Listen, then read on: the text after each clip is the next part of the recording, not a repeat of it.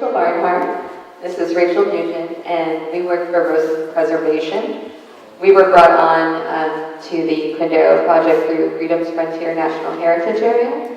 And so our role is to compile research and submit that nomination for the site to be a National Historic Landmark. Currently, we are in the process of compiling research, and there are so many great resources out there. So particularly during this symposium, we've gotten many more leads, and we thank everyone for that. The next step would be writing the nomination application and sending that to the National Historic Landmarks program. I'd like to specify that there is a difference between the National Register of Historic Places and a National Historic Landmark. In fact, the National Register of Historic Places, the Quindaro town site is already listed on that register. That happened in 2002. And that program, that recognizes the importance of sites at a local, state, and a national level. But the difference with the National Historic Landmark program is that this is really recognizing the exceptional value to the entire nation of a historic site.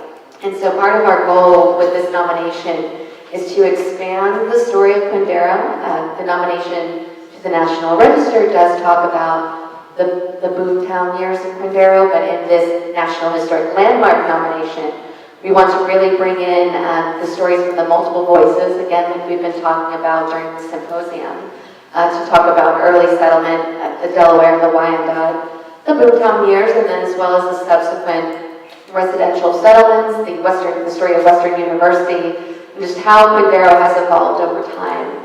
And so that's one of our goals as we compile research, is to really bring in what we're seeing from multiple sources.